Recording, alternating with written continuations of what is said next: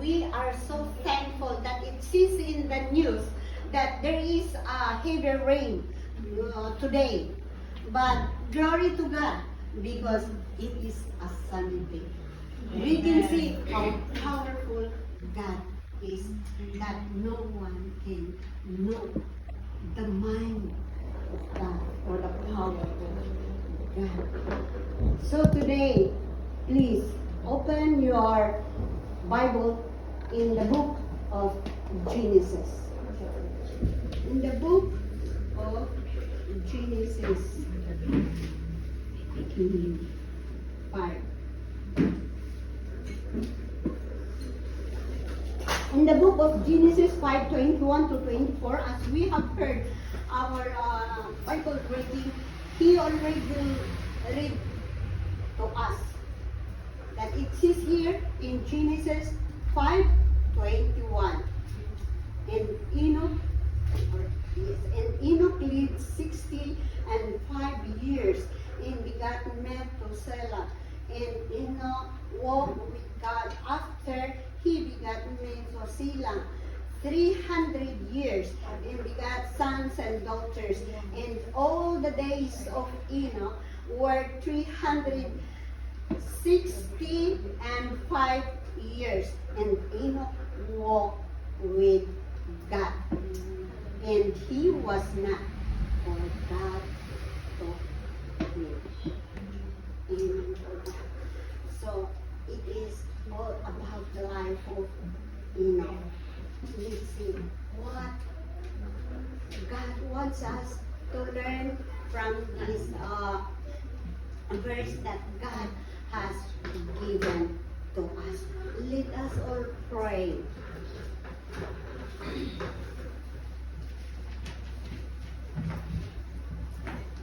Hallelujah. Oh, hallelujah, Father God.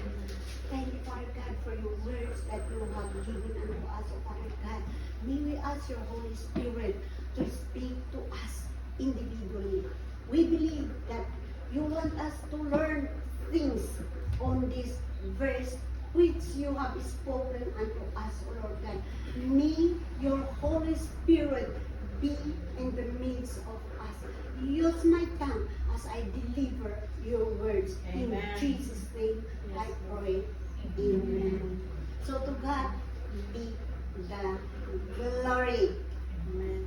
Enoch, how do you know, or how do you define Enoch? How do you know Enoch? Have you heard about the name Enoch? Amen for that. So you have heard about the name Enoch, a man who walked with God, a man who was taken up in the air without a physical death.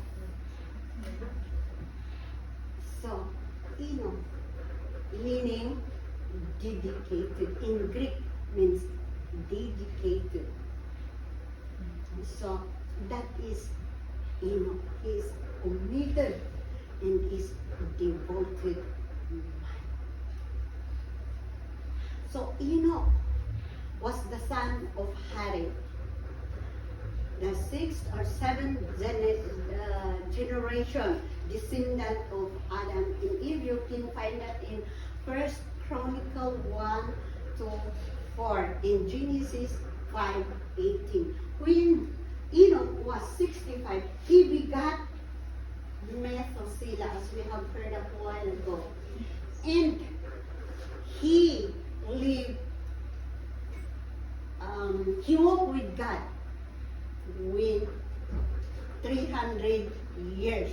So Enoch, he lived his life 365 years. 65.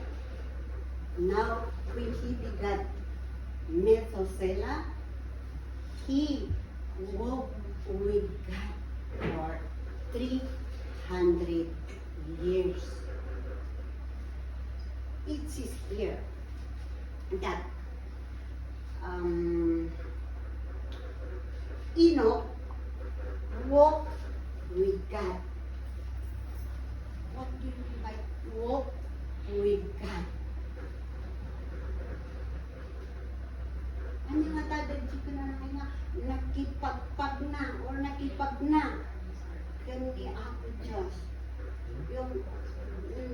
he is with God.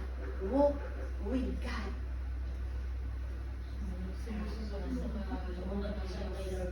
Amen. Yes. Sumunod sa kagustuhan ng Panginoon. May iba namang karakter dito na si Moses din. Moses also walked with God, but was not taken in heaven alive. But Enoch walked with God and is taken away from the earth to heaven in the presence of God. In his time, the world is very cruel, or like worldly things. They live on a worldly things. Many sins, or they are living in sin. But in with I believe that while you are hearing the word of God individually, God is speaking to you right now through the power of the Holy Spirit, because individually we are encountering things that you are encountering something that I am not encountering. But I believe that God is working to you. And as you are hearing the voice of God through His Word, I believe that something is working in your life. It is here. Very cool. It's very seriously very bad that time that God is taking you. It's because He walked with God. There are times that when we are very sick, or we have cancer, or anything, like we are questioning God. Why me? Why? And you do not kneel down, you do not pray, you do not fellowship with God. Like you are giving up. When you do not have anything, like you do not have money in your pocket, you're questioning God. How can I worship you? How can I go to church? I have nothing. And you are being distracted. There are times also that many things are happening. You are encountering many things. Problems in your family. And there are many things that Satan is doing in our lives. And we are like giving up. There are times that even your family member, your children, your father, your sister or brother, who are like putting you down or questioning you. Even in your church, in our church, our own brothers and sisters are gossiping you, are putting you down, are looking you down. And you feel like giving up. But look at the life of Enoch. You see, Enoch walked with God. So do you, my dear sisters and brothers, are hearing the word of God, whatever you are encountering now, walk with God.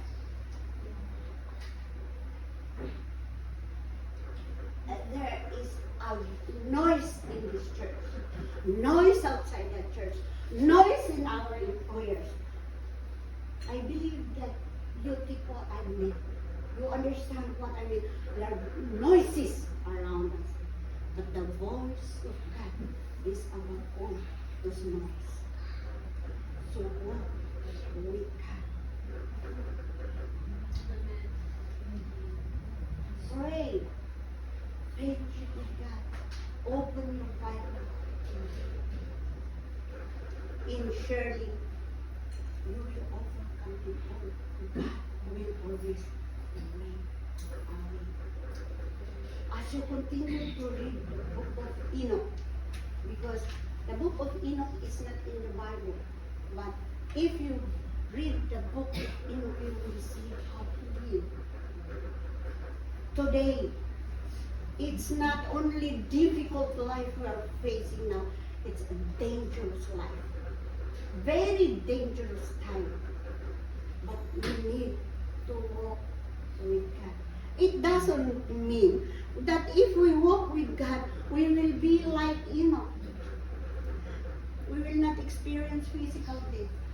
But remember also the life of Elijah. He was taken up without experiencing a physical death. But if you read the life of Elijah, how do you pronounce that one? Elijah. Yes.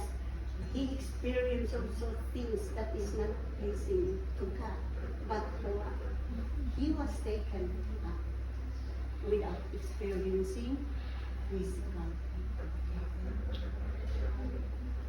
But you see Noah, he walked with God, but was not taken in heaven without his.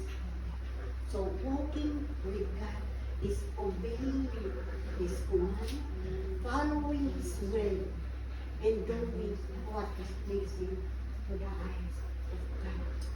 Enoch pleased God. So Enoch pleased God.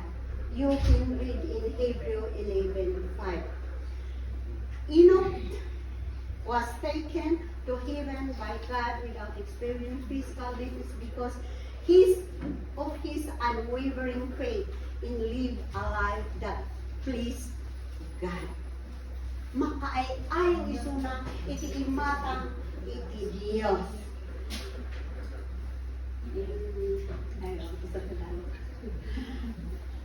He lived a pleasing life. He pleased God. So God was pleased to him.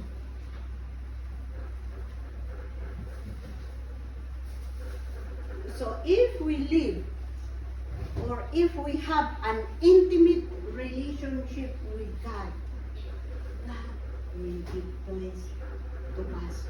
If we live with His will, with His purpose, God will be pleased with us. God says, pray without ceasing. But there are times we do not pray because we are tired in our work. Mamaya, saka na ako mag-pray. Nalimutan mo na dahil natulog ka na dahil sa pagod. O dahil sa kapipindot. Yeah. So, unahin muna natin. Hindi naman kinakailangan na mahaba-mahaba ang ating panalangin. Pero, your heart must be connected with God. You need to talk with God. You in God alone. One thing more is, let us not see our life before. Pag tinignan mo kasi si Satanas, sinasabi na, look at what is your past. We always look at our past. I always look at your past. You always look at my yesterday. But God is not looking at the world. He's looking at who you are now. He's looking at your heart. Because remember that we are saved by grace. Sometimes when we see the actions, the words, or whatever in doing, we see, that's it for, no respect. God is a merciful God. Iba talaga ang Panginoon. Nakakaiba ang Panginoon. God is the highest, most high God. na hindi natin, we cannot reach out the mind of God. We always say, sana alisin natin ang yung mga hindi magagandang isip. Let him be accountable of what he's doing. It's not your accountable. Okay, we need to encourage each other because God says, love yourself. Love your neighbor as you love yourself.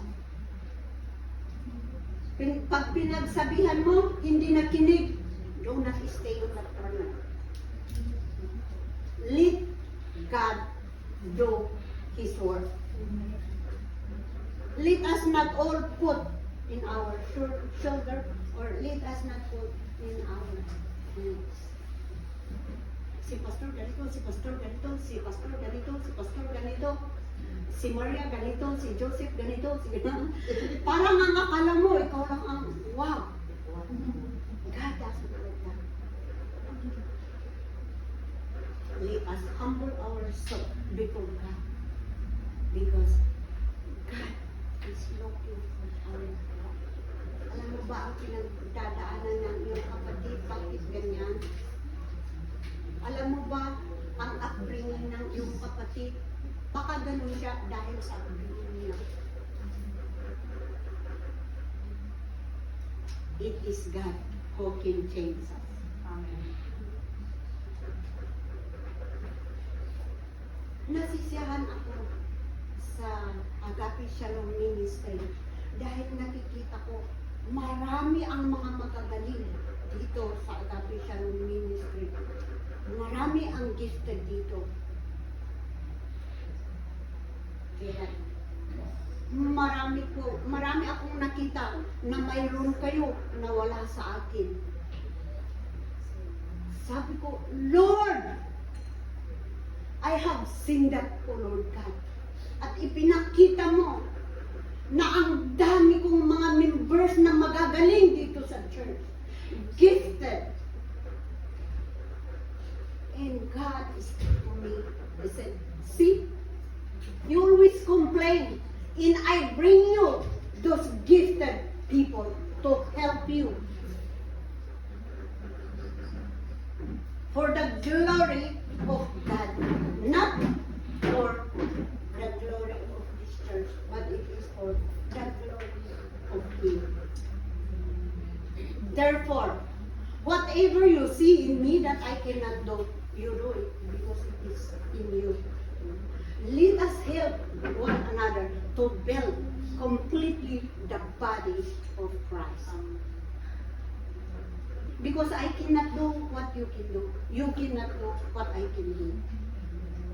It doesn't matter if it is small thing, but to God, He is being glorified in small things. Amen for that? Amen. And to say, it is here. How can we walk with God today? By trusting God. Let us trust God. Because God can do miracles. What you see, it is impossible. It is possible to God. So trust God. Jeremiah 17:7. Blessed is the one who trusts in the Lord, whose confidence is in Him. So, blessed tayo pag nag-trust tayo sa Panginoon. So, trust God. Do not doubt.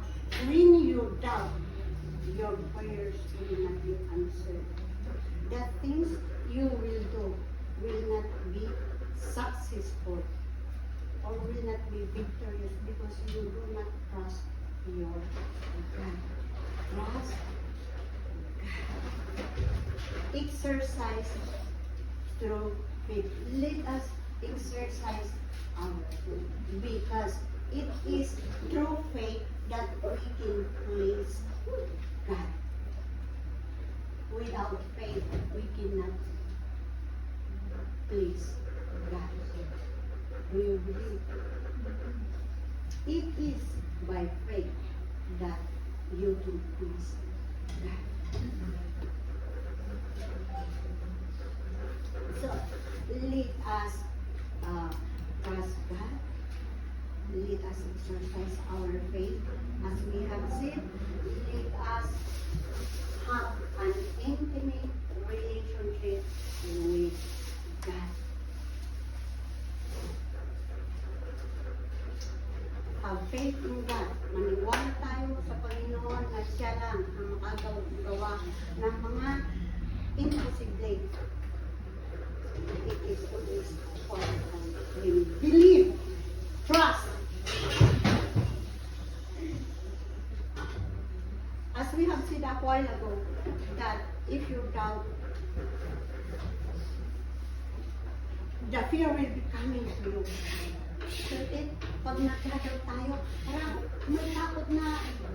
parang may takot na sa atin.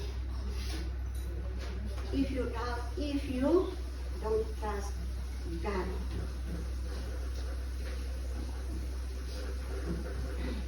As it says here, as we have said a while ago, pray without ceasing. Pray and ask God to increase your faith in Him. In Hebrew 11:1, it says here, faith is the substance of things hoped for, the conviction of things not seen. Amen? Faith. We are speaking about faith. Sana i-exercise natin ang faith natin. Kasi minsan nga maraming nadidismaya sa atin. Sabi natin na tayo ay born again. We are being transformed. But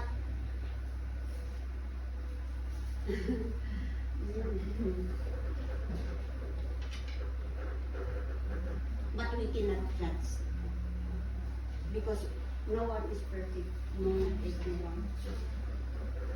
As we have said, God is a God of mercy. So, let's say that in Psalm 28:7, it is here, the Lord is my strength in my help. My heart trusted in Him, and I am healed. Therefore, my heart greatly rejoiced, and with my soul will I praise Him. Sa lahat, or in every situation that we are encountering, or whatever our surroundings is, parang hindi natin kaya, like we cannot do it. But it is here, God is our strength. Siya ang nagbibigay ng ating lakas upang sa gayon ay tayo ay makatayo. It is, it is very like dangerous or hard to stay behind this pulpit. But we can stand behind this pulpit by the grace of God. It is through Jesus Christ. Gapo ka ni Yesu Cristo. So nga mabalin tayo kayo nga makatakdal. Mabalin tayo kayo nga makapag-praise. Mabalin tayo kayo nga makuna nga ay makasarap kay lang. Gapo kinaranigan ni Yesu Cristo. Dahil sa ginawa ng ating Panginoong Hesus Cristo sa cross Calvario, ay tayo ay magsasabi, tayo na ay makapagpas na. It is because of Him. Because it is only by grace that we are saved. It is not because of your good deeds. Because if it is your deeds that you can go to heaven, then you will say, I am God. I am good. You are not good. Because you think that it is your good deeds that save you. No. It is by the grace of God. Because of the Son, in Jesus Christ.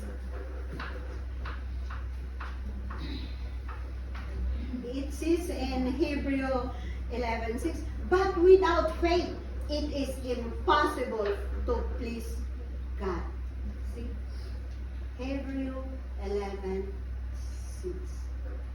Without faith, it is impossible to please God. Amen. So, whatever your situation is, do not give up. It is that giving up in your life because God is with you. He is our strength, our refuge. He is our great provider. We never give up. God will always make a way. Walk with God. Amen. Pero, paano? No, don't say paano. Ikaw lang ba? Lahat tayo may kanya-kanyang hinaharap na problema. But it is because we believe in God that we can still walk with Him. That is why everyone is here. It's because of your faith. You believe in God. Na siya lang ang makakalutas sa ating mga problema. Manalangin lang tayo. Fellowship with God. Trust God. Trust God.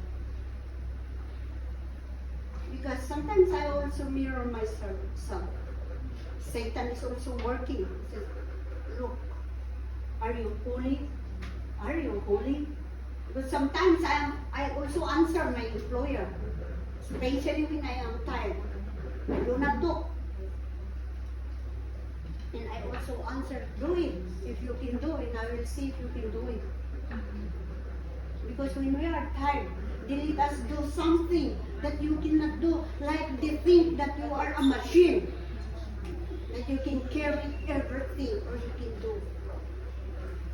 But God, I will help you. I am your strength. I am with you. I will never leave you nor forsake you. So we can do things that we see it is impossible, but it is possible to God.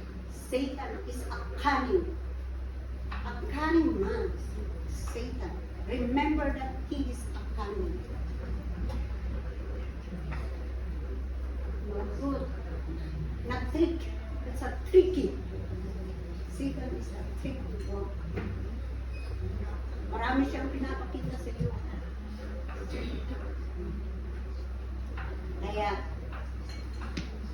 naniniwala ako kung bakit ibinigay ng Diyos sa ating itong verse na ito dahil may gusto niyang ipaaral sa bawat isa. I believe that God gives this verse for you and for me to learn something. Continue to read, and I pray that God will speak to you and you will hear the voice of God, what God is taking to you in your life. You can do it with the strength of God. No giving up, because that is you know, we always say, we always hear that it is the last days. Walang nakakaalam. No one knows. But it will be like a thief that will just come in a twinkling, like a minute or second. We never know what is going to happen. But the Bible will see the time is very near. We do not only read, but we hear. So there is no reason if we are not ready. If death comes, there is no reason for not going to heaven, because every part we can hear the Word of God. Even in your cell phone, the Word of God is there. So what is your reason of not going to heaven? Why don't you accept Jesus Christ in your life and be your Lord and Savior? John 3:16.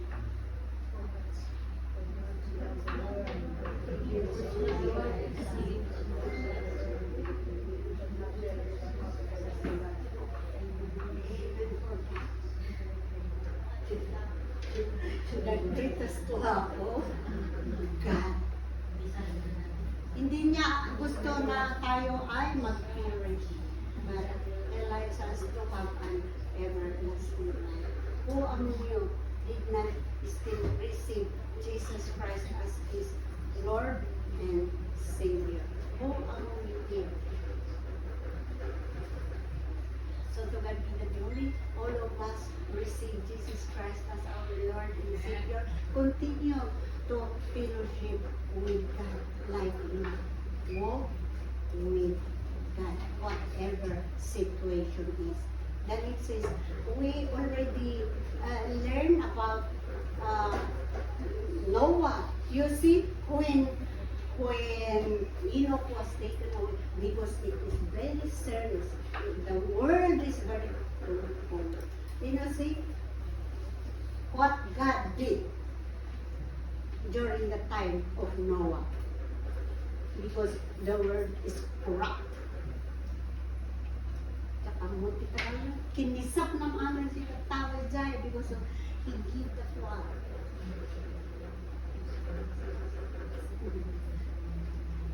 Naniniwala ako na kung hindi mo na talaga kaya, aalisin ka ng Panginoon sa mga bagay na hindi mo talaga kaya. Pag aalisin ka ng Panginoon, God will put somebody there. Minsan iniisip ko, umalis na nga ako dyan. Parang, I am tired. And I said, I use the scripture. But God says no. If God puts you there, wait for His time. God will put somebody. Amen? Kaya walang mag-give up. Pero pag talagang mag-give up ka, at sinasabi ng Panginoon na, okay, get out from that, or I will take you there out, He is going to replace something, or better than you, better than us. Because God is a God of all knowing. Amen? Amen? Amen. So, to God be the glory. This is the word of God to give. Trust God. Have intimate relationship with God. Pray that you can hear the voice of God. Let us all stand.